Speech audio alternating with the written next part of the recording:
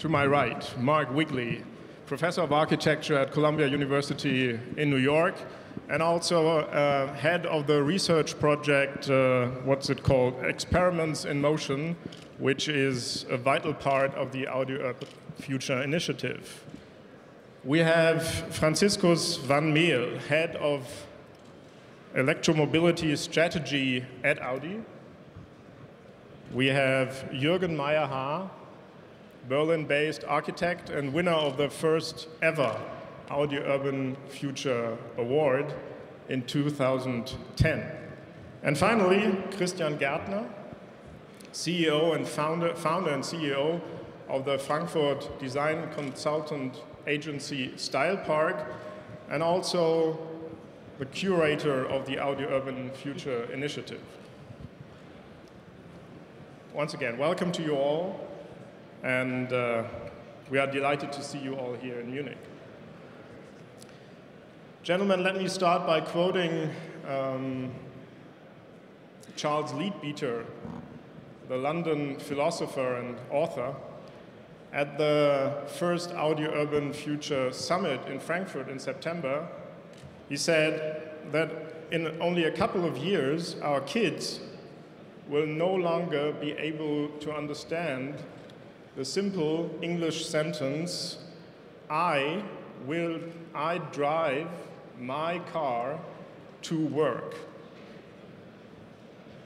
It will turn out to be wrong in so many ways. I drive, not true anymore, because it will be the car or the computer or the cloud which will do the driving, not me anymore.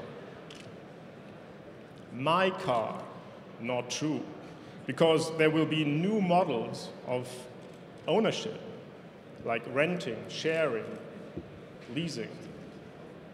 And finally, to work, not true, not true, because there will be no more separation between the workspace and home. So let me start with a question for you, Mr. van Meel.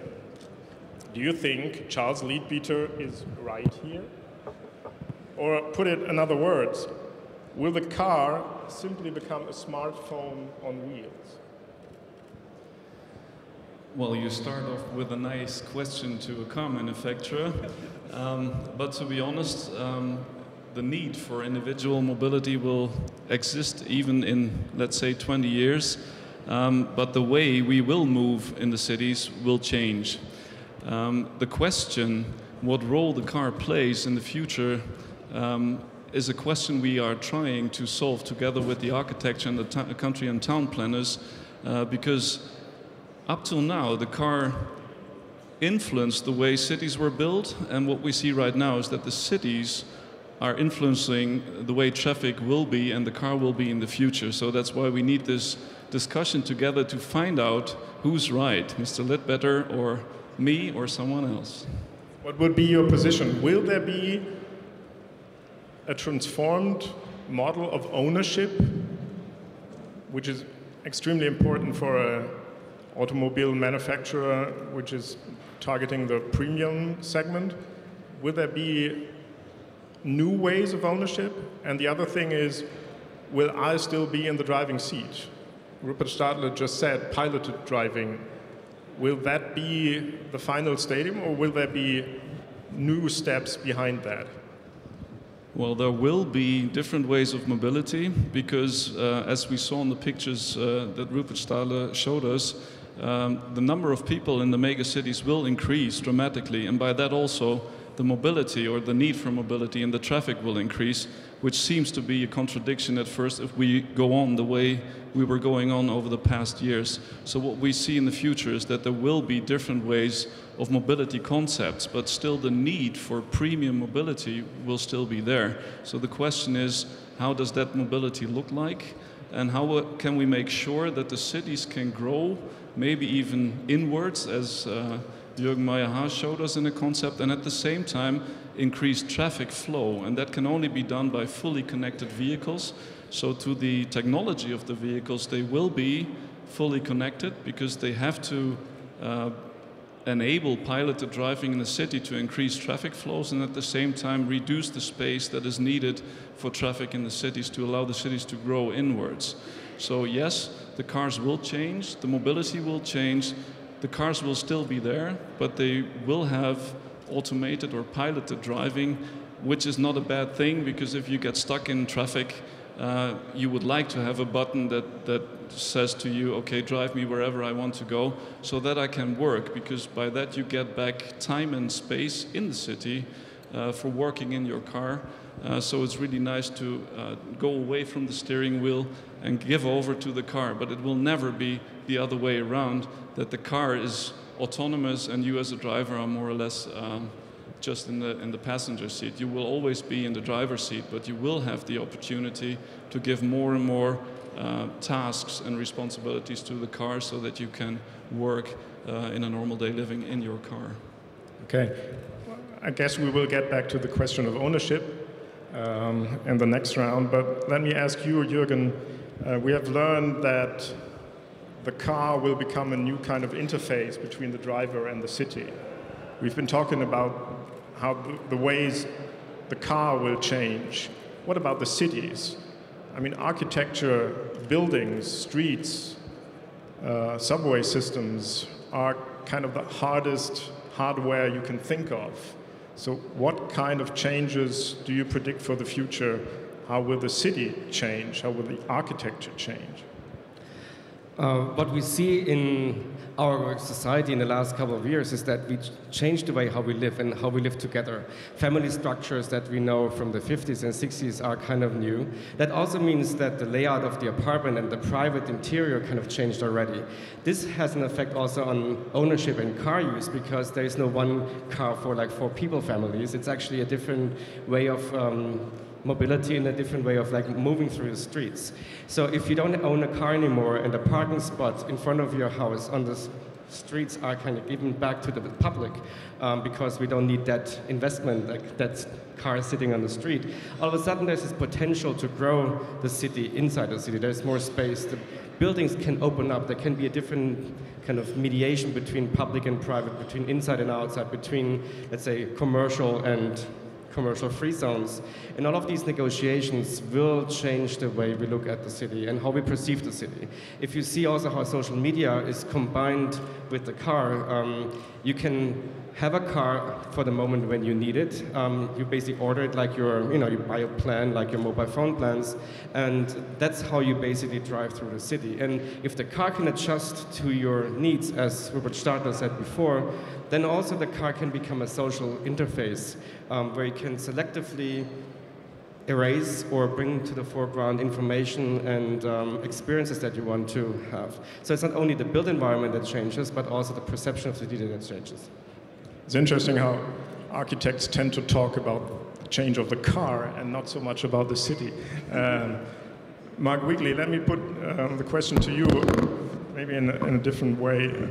You are a theorist too, so let me ask you, do we need to rethink our concepts of infrastructure as a whole? We do have to rethink our concept of mobility, but do we also have to rethink our concept of infrastructure? Sure. Infrastructure, let's say the structure that makes things possible, so the structure behind structure, we always used to associate it with big things, like big engineering and so on. Infrastructure today is about micro technologies, and maybe you could even say that nanotechnologies are probably the infrastructure of the future. But one thing I think is changing is the association between infrastructure and cities is probably not so clear anymore. In fact, we really have no idea what cities are. And I think this is, we think we know what cars are, and we think we know what cities are, but actually the car doesn't know very much about its future. It's very exciting that we don't know. Cities, we know even less. I think we know more about life on Mars than we do about life on Earth. I've heard the statistic in this conference 20 times that there will be 9 billion people in 2050, 70% of which are living in cities, as if we all know what that means. Nobody knows what this means. No, the city is the biggest experiment in human history. We have no idea that cities can accommodate 9 billion people. But let me try and answer the question, what is a city? A city is a vehicle. It has always been a vehicle. A city, you go to a city because the city maximizes your interconnectivity. It's a network system. So whatever is the city of the future, the city it's not that we are moving towards the city of the future. The city of the future is coming towards us very, very fast. This 9 billion people city is coming like this, and we have no idea. So the experiments in motion research is not about the car and it's not about cities. It's about the space that has been occupied by the car and the space that has been occupied by cities. So we go back to the whole question of mobility and rethink it from the beginning. But the quick answer to the question is, yeah, of course, infrastructure is the question, but I'm not so sure we know what we mean by that. To put it yet another way, your colleague from Columbia, Saskia Sassen, once said the city will start talking back. What do you hear the city tell you? Well, cities are always talking. You know, this is the problem with architects. The difference between an architect and a human being is that an architect thinks that that buildings are talking, that cities are talking. I think if you look at the last 100 years, there's no question cities have obeyed the automobile, and probably for the next 100 years it will be the other way around. That's very exciting for both sides of this equation, and that's why we're very happy to be working with Audi, and we have in common with Audi an interest not just in the near future but the distant future, because 2050 is really tomorrow. I mean, it's really like 1 week from now. But maybe the way to think of it, even this word automobile, the self, the mobility of the self, what constitutes the self has been already completely transformed by digital culture. So even if we will stay with the idea of the automobile, what it means to be yourself, it's something, it's like in the digital environment, it's super individualized. You have many more potentials to construct yourself as a unique individual, but you can only do that now connected to 1 million other people who are also self-identifying at the same moment. So the whole idea of identifying mobility with self is a big shift. For many people, they are only as important as their car. Right? They are only fully themselves when they are in association with their car. What will it be to be fully identified with the city of the future? That is, say, I am only myself when I'm in this place. When people describe mobile systems and network systems, and you hear it many times in this conference, the language they use is really language of the 1950s. I really think we are in a moment in time when people can describe very precisely the effects of digital culture, but the analytical, the way we interpret this is coming already from the 1950s. We don't yet have the language to describe the extremely weird world we live in today. So I think what we do in a university, of course, is go back to the language and try to understand the very basic system, you know, the basic system of thinking. And I really don't think any of us are looking for one answer or for a very clear path. But let's just say that everything that was fantasized in science fiction, that was already true a long time ago, and science fiction is always based on what we already know. The great thing of DLD was so many astronomers, and I think actually with the astronomers we could learn more about the city of the future than with the people who are down on the ground. Fascinating. Christian, we just heard from an engineer from Audi, we heard from an architect, from a scholar. What is your role as a curator of the Audi Urban Future Initiative? Do you have to bridge the gap between the disciplines, between the worlds of architects and car manufacturers? Are you a moderator? Are you an agent of change? Are you trying to spark controversy? What's your role? I think it's all of that, and I'm not doing it by my own. It's really to build an interface between these different languages, between these different idea worlds, between technicians, thinkers, architects, urban planners, and to confront each other with contradictions that are there and that we have to work with, but to find like a language with each other, to bring knowledge into the company, but also to transfer knowledge that Audi has to architects, to urban planners, and to rethink our thinking models. And I think that's exactly the challenge. You know, Audi is company that has really like perfect processes. That exactly knows how innovations will drive change. But they had nearly no understanding how city works. So that's exactly the challenge for a company, that it has to get social in a way, and that it has first to socialize with people who they don't know before and they're not used to work or to speak with. So our role is really in translating these different people and to bring people to respect each other in this dialogue. And I think for the last 3 years we built, like we heard yesterday, a family of people around Audi and the Audi Urban Future Initiative. And this is really a fruitful process until now. Okay. Mr. van Meel, as an engineer, you not only cooperate with designers, researchers, marketing people, but you also have to deal with policymakers and regulators in Berlin and in Brussels. Tell me, do you have the impression politicians both in Germany and in Europe do understand the potential of e-mobility? I think they do. It can also be seen by the fact that in Germany they founded the national platform Electromobility in 2010, which is active and where also we as Audi play a big role regarding the standardization group that is within that program.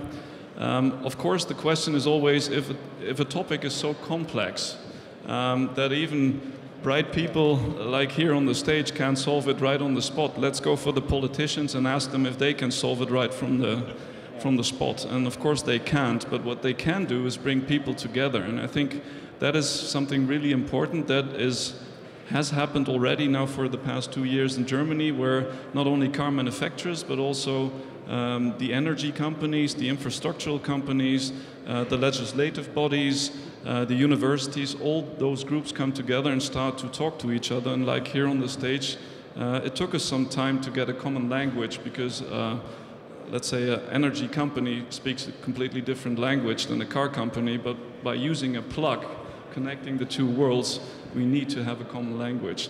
But what you can see is that in Germany we have a common roadmap on standardization, for instance, which is very important for electromobility and the way the infrastructure is going to be set up. And also in Europe, in Brussels, you can see that a lot of groups are working currently on the issues of electromobility and mobility. Of course, it is not an easy thing, and of course, no one has the right solution from the start, and of course there are different ways of thinking, but I think the most important thing is that the politicians support the discussion and also support the finding of solutions.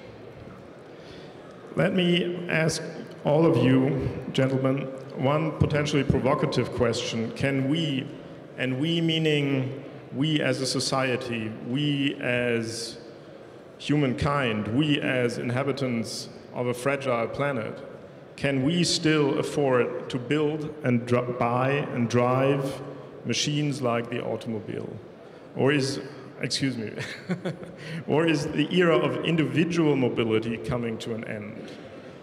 Do we have to think about and invest heavily in smart mass transportation systems, especially in megacity with 40 or 50 million inhabitants? And the question is to all of you. Would you like to start? Well, there is no such thing as individual mobility. You can only be an individual in a group, right? So you can only have the sense that you have the freedom of the highway when the highway is itself a social system. So I think really what we are talking about is not a transition from the individual versus social media, let's say. It was already social media, right? So if it's instead of saying what is the impact of social media on urban form, better I think to understand urban form is a primitive system of social media. So the question is, how is social media evolving? I think a lot of stupidity comes when people refer to new media and basically identify things that have happened in the last 5 years as somehow revolutions. Actually, I hear the word revolution a lot. I think it's a mistake to refer to a digital revolution. It's not it's really an evolution, but it's high speed. What really matters is the speed of the change. Cities are now changing probably more quickly than electronic technologies. And I think this is, you know, you can do all of the charts. But you really have to understand again what 9 billion people means. Just to give you one dimension, of those 9 billion people, 2 billion will be over the age of 60. So this is a massive demographic change. The city of the future is a city, 2 billion old people are coming towards us at high speed, right? Now those people are moving more quickly than any vehicle we could imagine, and the city is, if you like, a vehicle for 2 billion people over the age of 60. Now, what are we doing for the design of this vehicle? This will require massive intelligence, an increase of connectivity between intelligent people. Just one last point. In this discussion, the word sustainability is a problem because it gets in the way, because people feel like if they can identify sustainable strategies, that they are therefore doing good things for the city of the future. Not clear, not clear. Sustainability is just a good word or not so good word for intelligent. It's just a more intelligent use of resources.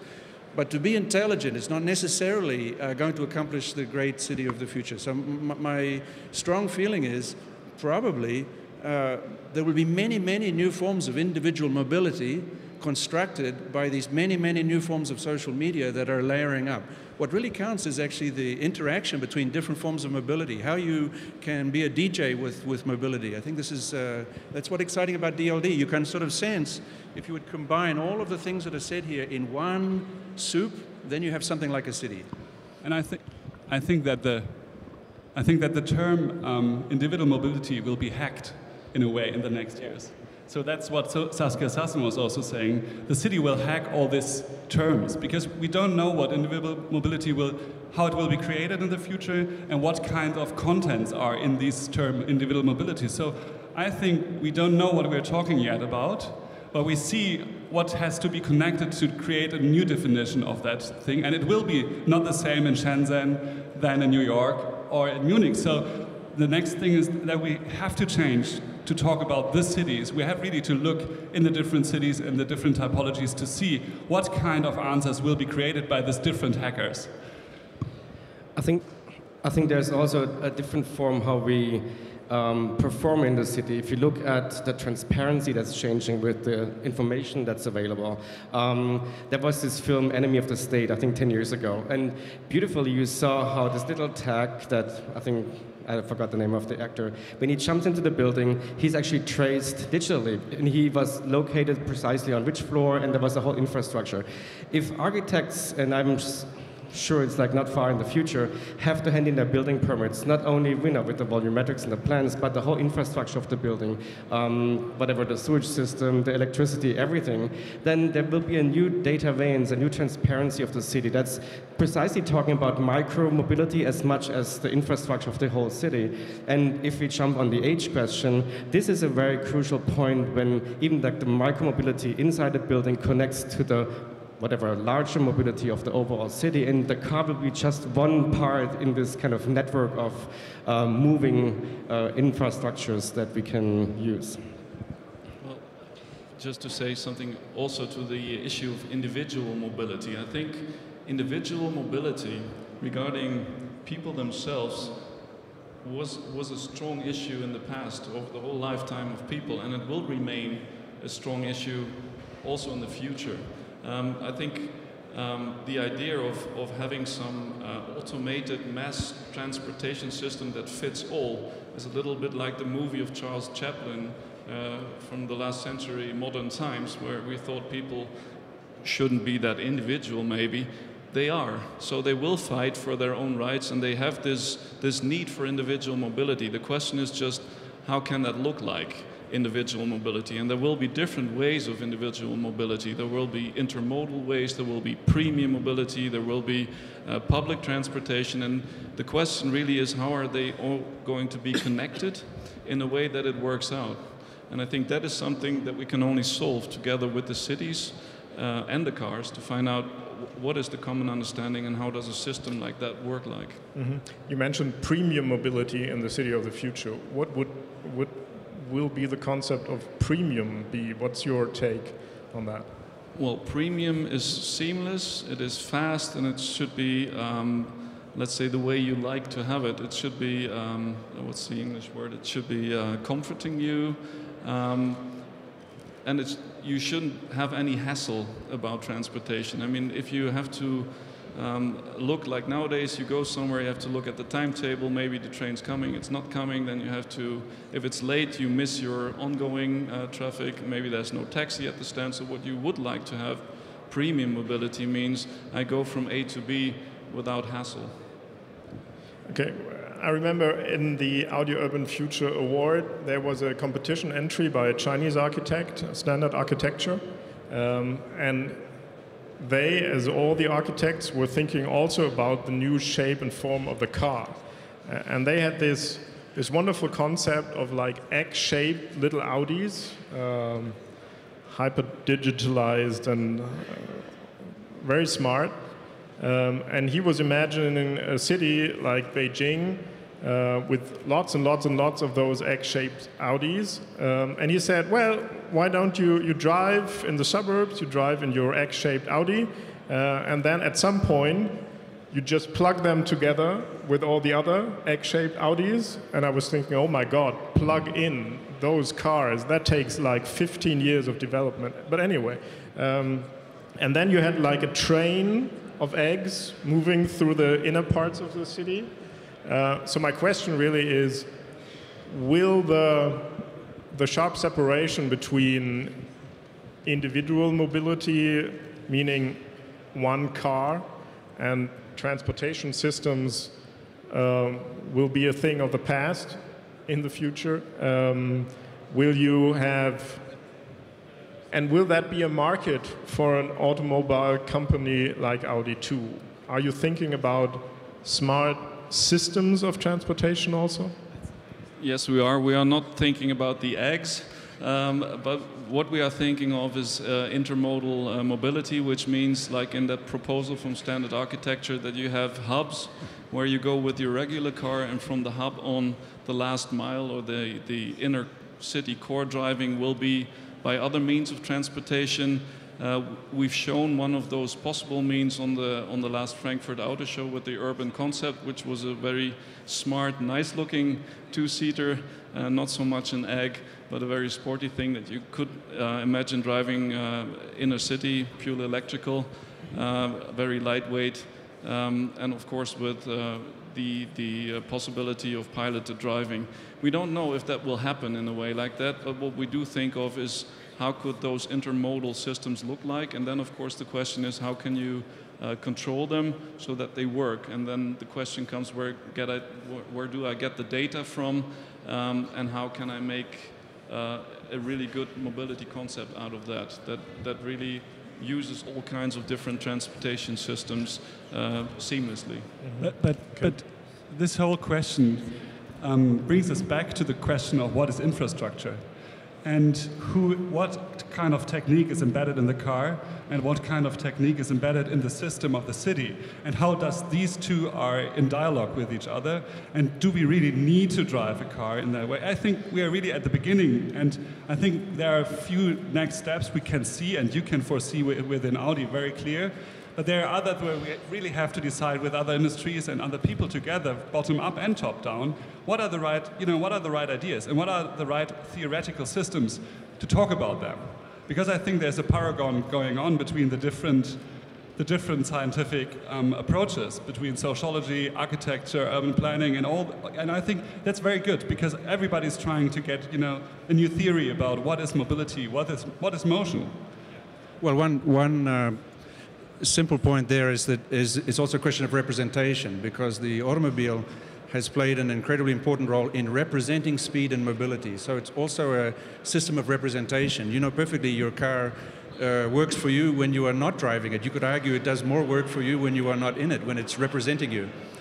But in the past, we associate motion with small objects. The smaller they are, the faster they can change, and we imagine that very large objects are not changing. But there's really an inversion now, where the very big scale systems are changing at the same speed of the very small systems, and we have not made an adjustment to this.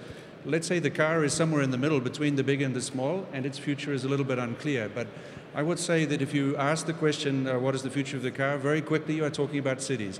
If you ask the question, what is the future of a virus, it's an urban question. If you ask the future of mobile technology, so the city looms as the kind of receptacle of our ambitions about motion, and it has always been. right? Has always been. Okay, thank you, gentlemen. Yeah. Well, we are going to continue this research in Manhattan with the Columbia University Experiments in Motion project. And I think Manhattan is an ideal city because it's already kind of practicing this mass transportation taxi. Basically, we perform using the car in a very different way. And I think this island is kind of an ideal prototype to look at all these changes.